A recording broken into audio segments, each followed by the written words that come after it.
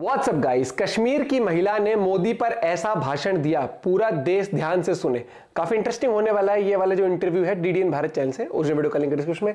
Jammu Kashmir election से related भी बात होगी। 1 2 3 गो। क्या शुभ नाम हुआ मैम आपका? जी मेरा नाम आलिया है। आलिया जी, आप कश्मीर से ही हैं? जी हाँ, मैं कश्मीर पहलगाम से हूँ। तो नरेंद्र मोदी जी को लेकर क्या सोचती हैं? जी नरेंद्र मोदी जी को लेके हम ये सोचते हैं कि उनसे बड़ा महान आदमी व्यक्ति आज तक यहाँ पे कोई प्राइम मिनिस्टर आया नहीं है। श्री नरेंद्र मोदी जी ने जो कश्मीर के लिए किया है, सबसे पहले यहाँ पे मिलिटेंसी खत्म की है। सबसे पहले में यहाँ पे ग्राउंड पे देखे कितनी डेवलपमेंट की है। और ग्राउंड से जाके देखे कहीं पे पत्थरबाज आपको नजर नहीं आएगा, कहीं पे अलगावादी आपको नजर नहीं आएगा। फारूक अब्दुल्ला साहब को आपके माध्यम से मैं एक ही बात बताने चाहती हूँ कि हम महिलाएं यहाँ पे जो सेफ हुए हैं, दो धारा 370 रिमूव होने के बाद 2019 के बाद हम लोग सेफली बाहर घूम सकते हैं। हम ओपनली रात को बाहर घूम सकते हैं, फ्रीडम से रात को बाहर घूम सकते हैं। हमें ये डर नहीं रहेगा कि अभी हम लाल चौक चल रहे हैं कि यहाँ से कोई पत्थर वाला आएगा हमारे सर पे पत्थर मारेगा। हमें ये नहीं पता चल रहा है कि अभी हम यहाँ से अंधे होके जाएंगे। ये 2019 के बाद आप देख सकते हैं, 2019 के बाद यहाँ पे हालात ठीक हुए हैं। अगर कश्मीरियों को आज़ादी मिली है वो 2019 के बाद ही मिली है। 2019 के बाद? हाँ बिल्कुल, आज़ादी जो मिलनी थी, वो जो आज़ादी कर रहे थे ना हम लोग, जो आज़ादी ये लोग ढूंढ रहे थे, वो आज़ादी 2019 के बाद ही मिली है। क्योंकि फ्रीडम वाली लाइफ 2019 के बाद ही मिली है। यहाँ से हमारी लड़कियां अभी बाहर जा रही हैं, यहाँ से कश्मीर से निकल के लड़कियां बाहर जा रही हैं, कितने सारे अलग अलग फील्ड में अपना करियर निकाल रही हैं। हम बताते हैं कि यहाँ पे पॉलिटिक्स में औरतें आ रही हैं। हम यही बता रहे हैं 2019 के बाद तो ये बदलाव हुआ। ये लोग जो इनका जो परिवार था वो अपना खानदानी राज चला रहा था। वो नहीं चाहते थे कि आम लोग, जो आम युवाएं हैं यहाँ के, आम युवती हैं यहाँ की, वो आगे आए, वो किसी प्लेटफॉर्म पे खड़े हो जाए। ये लोग वो नहीं चाहते थे। श्री नरेंद्र मोदी जी ने यहाँ पे धारा 370 को रिमूव किया। हम लोगों को ये डराया गया कि आप लोगों की जमीनें जो हैं उन पे जबरन कब्जा होगा, आप लोगों के जो घर हैं आप लोगों को यहाँ से निकाला जाएगा। यहाँ की जो बेटियां हैं उनको बाहर के लोग यहाँ से नरसिंहान करके ले जाएंगे। मुझे बताएं, 5 साल के बाद आपने देखा? हमने नहीं देखा कि यहाँ से कोई बाहर का आके जबरदस्ती हमारे घर पे कब्जा कर रहा है, हमारी जमीन लेके जा रहा है, हमारी बेटियों को ले रहा है। ये कहीं ना कहीं उनका जो काला राज था ना, वो राज से पर्दाफाश हो गया है। अब वो अपनी टोपी लेके घूम रहे, तभी वो सर के, अब टोपी को टोपा कह रहे हैं, लोगों के पैरों में गिरा रहे हैं कि भाई साहब आप हमें वोट डालें कि हम जो सत्ता खेल रहे थे वो फिर से हम चालू कर दें। हालांकि हम कश्मीरी वो होने नहीं देंगे, क्योंकि मोदी जी एक ग्राउंड से जुड़े हुए लोग हैं। उन्होंने यहाँ पे कश्मीरियों के साथ बहुत अच्छा किया है। यहाँ के लोग डेवलपमेंट लेके आ रहे हैं, बेरोजगारों को रोजगार दे रहे हैं। इन लोगों की जो सत्ता थी, वो सत्ता जो खेल खेल रहे थे, वो इनका ठप हो चुका है। अब दुकान बंद हो चुकी है। अब ग्राहक बता रहा है, ग्राहकों को ढूंढ रहे हैं, चुन चुन के रैलियां निकाल रहे हैं कि ग्राहकों को बोल रहे हैं कि भाई साहब आप फिर से आ जाएं कि हमारी दुकान चमकाए। लेकिन वो दुकान नहीं चमकने वाली, नहीं चमकने वाली। जी बिल्कुल नहीं चमकने वाली। क्योंकि लोगों को पता है श्री नरेंद्र मोदी जी कितना अच्छा काम कर रहे हैं। वो उनका कोई परिवारवाद नहीं है। श्री नरेंद्र मोदी जी जो कर रहे हैं, जो कहते हैं वो करते हैं। वो ढंके की चोट पे कहते हैं। इनकी तरह नहीं है खोखलीबाजी, यहाँ पे एक बात करेंगे और पीठ पीछे जाके दूसरी बात करेंगे। इनकी तरह नहीं है श्री नरेंद्र मोदी जी। तो मतलब भरोसा है मोदी जी की गारंटी, जो अभी वादे हो रहे हैं चुनावी, तो भरोसा है, लग रहा है ये वादे पूरे होंगे? कश्मीर का जो कहते हैं कि मैं अपना परिवार मानता हूँ। बिल्कुल, श्री नरेंद्र मोदी जी अपना परिवार मानते हैं। उनको हमारा दुख दर्द समझ आता है, वो हमारी फीलिंग्स को समझते हैं, हमारी तकलीफ को समझते हैं। जो हमने 30 सालों में, यहाँ के 30-35 साल हो गए हम लोगों को जो जूझते हुए। मैं कह रही हूँ हम फ्रीडम से बाहर नहीं घूम सकते थे। हमें 2019 के बाद पता लगी है कि लाइफ क्या है, लाइफ जीने का तरीका क्या है। हम जब यहाँ से जम्मू जाते थे हमें लगता कि हम फ्रीडम में हैं। हम यहाँ से जब दिल्ली जाते थे हमें लगता था फ्रीडम में।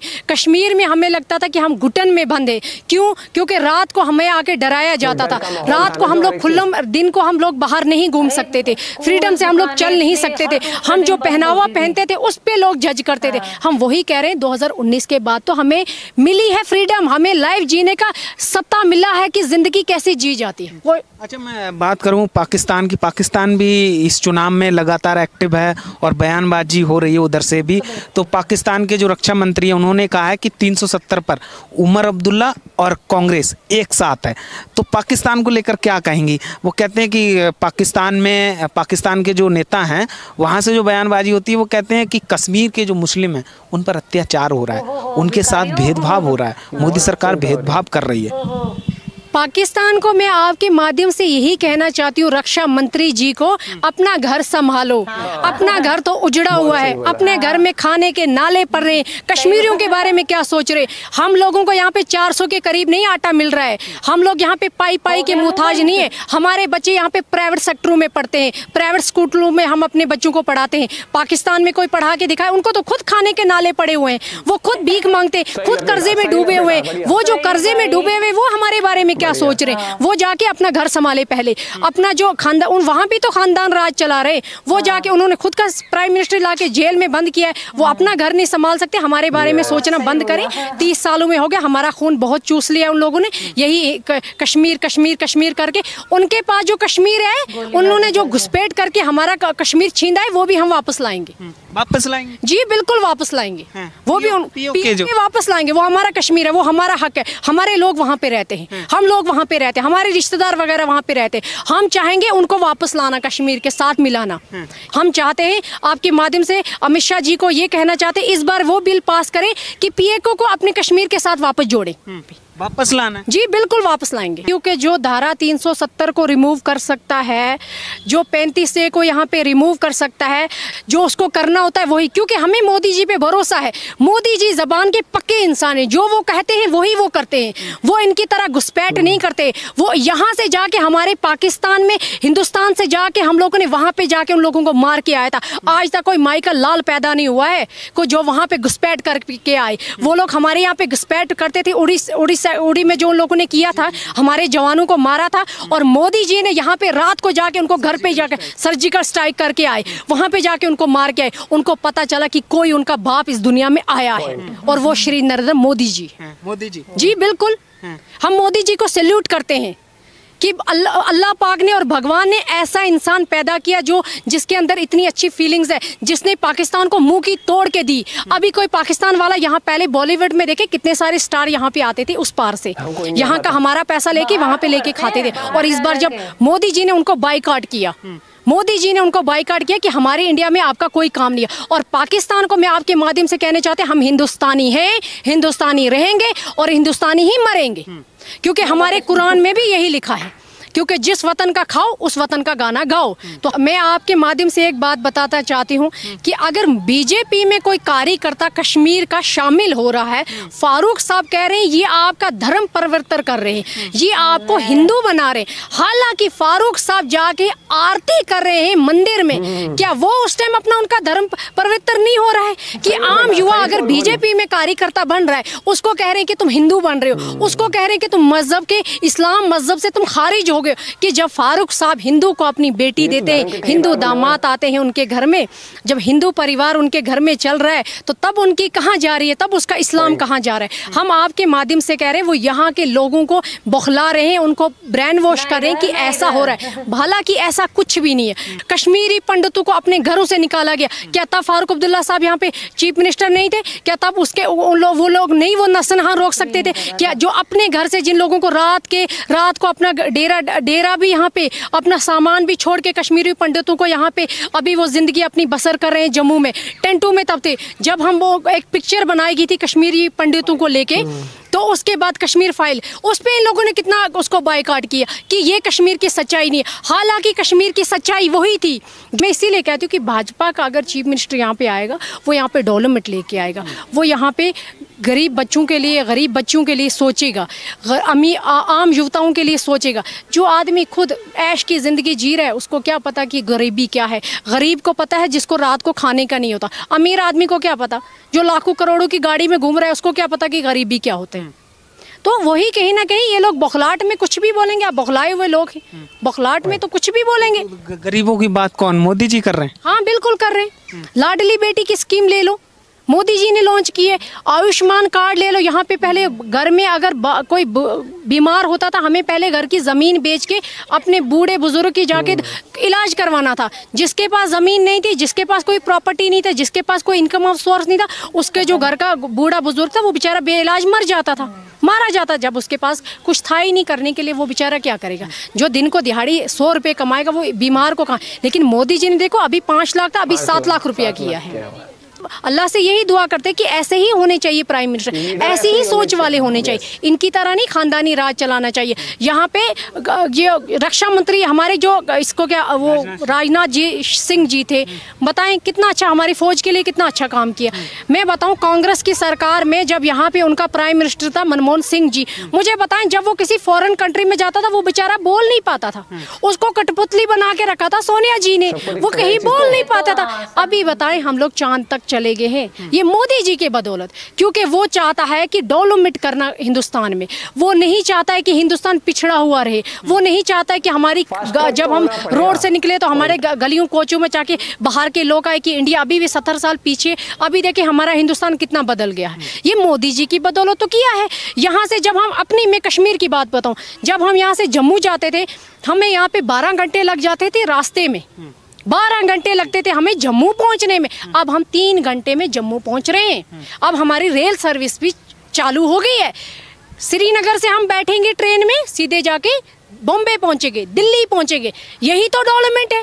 ये क्यों नहीं कर सके वो आज तक? जब यहाँ पे चीफ मिनिस्टर उमर साहब था, फारूक साहब था, उनके दादाजी थे, तो क्यों नहीं वो डेवलपमेंट कर सके?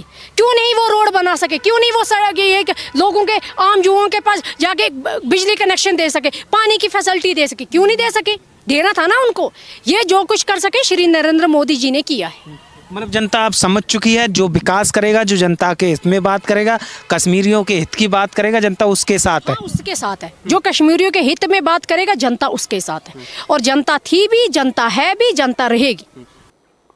एक ये बात आपको याद होगी जो 370 को लेके बहुत झूठ फैलाया गया कि तुम्हारी जमीनें हड़प लेंगे, और यही अभी वहाँ ये फैलाया, अभी वाले इलेक्शन में भी तो ये फैलाया गया था कि वो तो संविधान चेंज कर देंगे, ये खत्म कर देंगे, आरक्षण ये कर देंगे। वो जब आपके ऑपोजिशन के पास कुछ, जब ऑपोजिशन के पास कुछ पॉइंट नहीं होते ना, तो वो आप ही की करी हुई चीजों को घुमा फिरा के लीपापोती करने, वो घुमा के आपके अगेंस्ट यूज करने की कोशिश करते हैं। हाँ, मतलब एक आदमी जो सिर्फ वहाँ पे कार्यकर्ता बन रहा है उसे तो इतना कुछ, और खुद के दामाद भी हिंदू से आरती कर रहे हो तुम, तो बिल्कुल ही मतलब उस अरे राम भजन गा रहे थे, याद नहीं है? इंटरव्यू में बैठ बैठ के बहुत दोगलापन है भैया। तो लगा कि यार ये तो नहीं। और फिर मुझे लगता है ये उन्हीं को अपने वोट बैंक बना सकते हैं जो कि डेवलपमेंट नहीं चाहते, जो नहीं चाहते कि ग्लोबलाइजेशन हो, जो नहीं चाहते कि हम पूरी दुनिया से कनेक्टेड हो।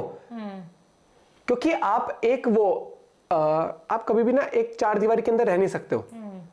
ये चीज आपको समझनी पड़ेगी कि आप थोड़ा सा चाहे 10 मिनट के लिए बाहर निकलो, चाहे 5 मिनट की वॉक करने जाओ, चाहे आप जिम करने जाओ, आपको मेंटली चाहिए होता है थोड़ा सुकून। वहीं पर अगर आपको कोई कह दे कि देखो कमाना धमाना भी यही है, तुम्हारी गली गली में कुछ काम निकला है तो काम यही कर सकते हो, उसके अलावा नहीं करता, ऐसे तरक्की नहीं होगी किसी की भी। कश्मीर के लोग इंडिया में जाके जॉब करेंगे या यहाँ के लोग वहां पर जाके बिजनेसेस एस्टेब्लिश करेंगे, होटल एस्टेब्लिश करेंगे, तो वहां का जो युवा है, एग्जांपल एक यंगस्टर है, उसने डिग्री कंप्लीट करी, उसने होटल मैनेजमेंट करी, अब उसको या फिर उसने मान लो एमबीए करी, बीबीए करी, तो वहां पर अब वो खुद तो अपना होटल नहीं खोल सकता अगर वो फाइनेंशियली स्ट्रांग नहीं है, लेकिन वहां पर जाके अगर आईटीसी या फिर ताज वो बढ़िया होटल खोलेंगे वहां पर, तो उनको बढ़िया नौकरी मिलेगी ना। किसी को होटल मैनेजमेंट किया उसको बढ़िया मिलेगी, फाइनेंस में डिपार्टमेंट में किसी को मिलेगी, किसी को एचआर में मिलेगी।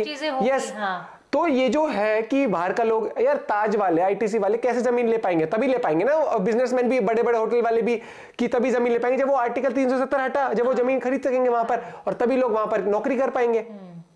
नहीं, ये तो हमने औरों की तो क्या ही बात करो, जो फौजी थे उनके इतने इंटरव्यू देखे हैं कि पहले बोलते थे हमारा आए दिन कोई ना कोई फौजी घायल होता था, आए दिन किस उससे पथराव और ये सब। और वो जो किसी गांव का वो था, वो सरपंच जिसका हम एक बार इंटरव्यू लाल चौक के ऊपर बता रहे थे, वो उसने बोला कि ऐसा हो जाता था कि आज दुकान खोली, भरोसा नहीं होता था कि अब कितने दिन बंदी पड़ी रहेगी, और प्रॉपर वो बनाए जाते थे कि अगले 3 दिन मार्केट बंद रहेंगी, तुम्हें यहाँ करना है, तुम्हें यहाँ पथराव। और एक जो था वो याद है कश्मीर का, कहाँ का था, कह रहा था कि मैं खुद पथराव करता था, पत्थरबाजी उसमें था।